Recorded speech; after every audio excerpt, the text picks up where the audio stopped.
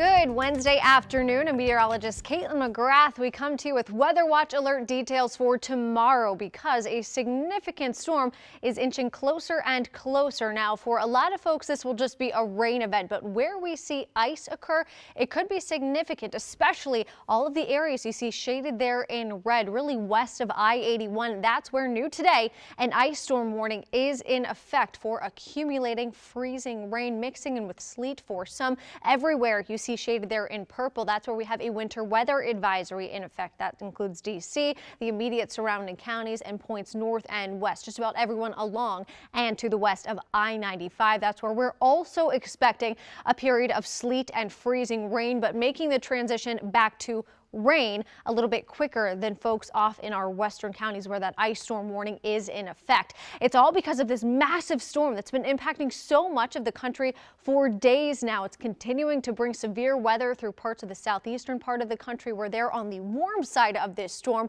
The cold side of the storm, however, still producing pretty significant winter storm through parts of the Midwest. And for us, we get a little bit of everything, but we do still have several hours to prepare for this wintry weather. Right now, you can see starting to see a little bit of light precipitation pick up in parts of southwestern Virginia. Looks like a few flakes are trying to fly in far western Maryland. I don't think anything's making it to the surface quite yet, but as we head throughout the later evening and really overnight hours, will become much more saturated and we'll start to see that precipitation fall. And I say precipitation because it's not as clear cut as just rain or snow. We're going to see a little bit of everything. So let's take you hour by hour using Futurecast as we head throughout the evening hours. Will remain mainly cloudy, but this is 11 o'clock tonight. I think this model in particular brings in the wet and wintry weather a little too soon. I think we stay dry across our region until say 2-3 a.m. But while you're sleeping, this wintry mix will overspread the area, and notice where we see that line between green indicating rain and pink indicating ice. And I say ice because it depends where you live. Some folks will see freezing rain, others will see sleet. Our models pick it all up as the same, but notice those temperatures where we see temperatures a little bit farther below the freezing mark, areas like Martinsburg over into Romney. That's where we will likely see a period of freezing rain. Closer to D.C., Manassas, Annapolis, I think it will be more of a sleet event. I just don't think it's cold enough to see a significant freezing rain event, but we should prepare for all of the above. I do think the farther north and west you go, that's where we have the better chance of seeing accumulating freezing rain. Now, something working in our favor for tomorrow morning is the amount of moisture available in the atmosphere. Where it's raining, it's going to be pretty steady. Light to moderate rain at the onset, but that rain picks up in intensity throughout the morning. And when you get heavier raindrops, bigger raindrops, they don't accumulate as readily as a light mist or a light drizzle does when it comes to temperatures near and below freezing. The raindrops are simply too big. They bounce off of things like power lines and tree branches that can easily get covered in light ice whenever you have slightly lighter precipitation. So I'm hopeful that with more available moisture, we see the ice accretion mitigated just a bit. But this is 6 a.m. We are preparing for a difficult morning commute. You see a lot of mix with sleet and freezing rain still occurring for D.C. and points north and west. If you're to the south and east of D.C., again, this is mainly a rain event for you. But as we fast forward the clock, we'll start to see that freezing line push farther off to the north and west. But notice, if you're along and west of I-81, this is still around 10-11 a.m. We are still seeing that mix with ice and sleet, while areas to the south and east start to warm well above the freezing mark and just see rain continue. So the good news with that rain is that any freezing rain that might accumulate, any sleet that might pile on, because while they are little ice pellets, they can accumulate just like snow can.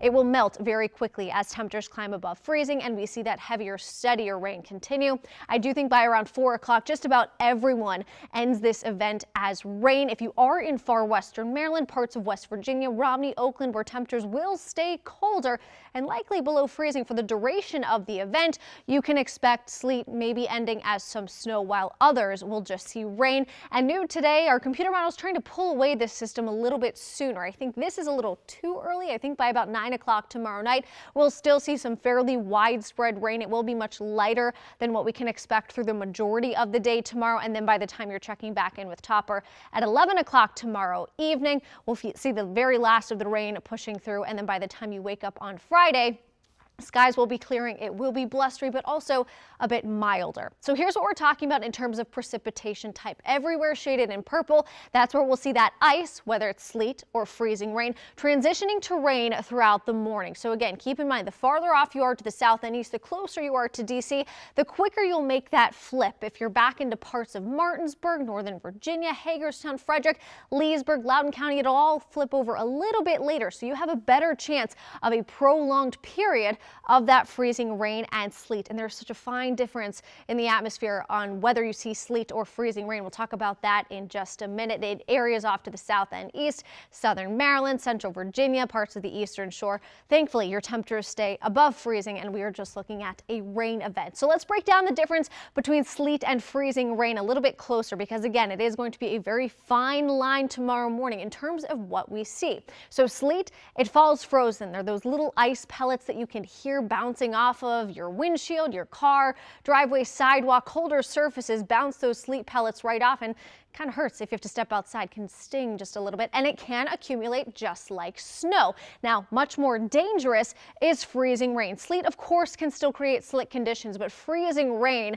can cause much bigger issues because it falls as a liquid all the way through the atmosphere, falls as rain, but right at the surface, temperatures are at or below freezing, and it freezes on contact, creating that thin, icy glaze on colder surfaces. So sidewalks and driveways could all be incredibly slick tomorrow, and it does look like a pretty significant part of our region will see that prolonged period of freezing rain just in time for the Thursday morning commute. So most of our area closer to the Metro DC area is looking at a disruptive ice event where you have those slick roads and sidewalks. Still very dangerous, but it's when you get closer to a 1/4 inch of ice that you start to see tree branches and power lines weighed down, can cause isolated power outages, and anytime you start to see that ice accrete closer to and above a 1/2 inch, that's when you start to see widespread tree damage, widespread power outages, and incredibly dangerous conditions. Thankfully, I really don't think anyone gets that much ice tomorrow, but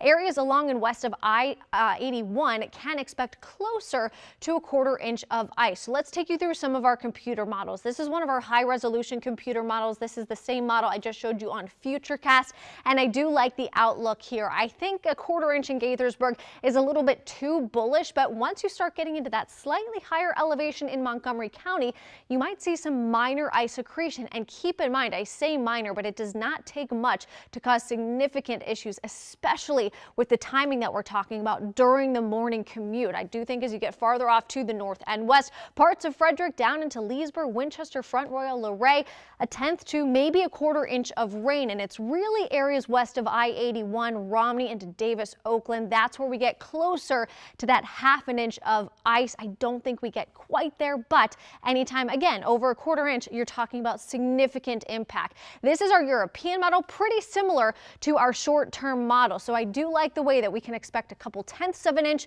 maybe for parts of northern Virginia and parts of western Montgomery County, or north and western Montgomery County, back into Frederick, Hagerstown, Martinsburg, western Maryland as well, looking at slightly higher ice totals. That's why the ice storm warning is in effect for those areas. And the GFS, the American model, really bullish on bringing that accumulating ice all the way into the district and even down into parts of southern Maryland. I don't think it's cold enough for that solution, but depending upon where you live, we are looking at a really significant weather event tomorrow. Conditions are going to be very variable. Not everyone will see the ice. Not everyone will see the accumulating ice.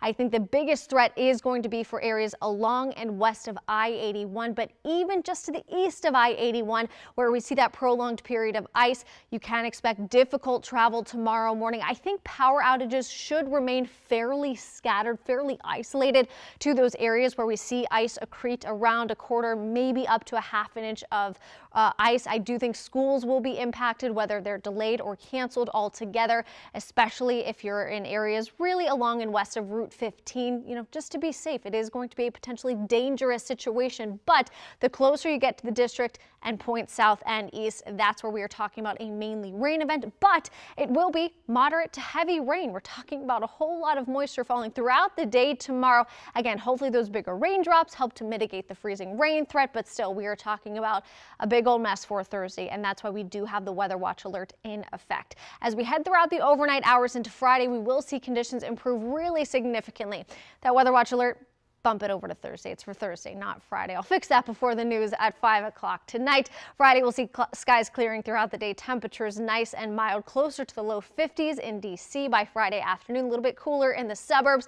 It will be breezy at times, so you'll still want a heavier jacket. And then as we look ahead toward the weekend, looks nice and quiet after the mess we are talking about for tomorrow. Partly sunny to mostly sunny skies both Saturday and Sunday. Keep in mind the Commanders game on Sunday is the Sunday night game.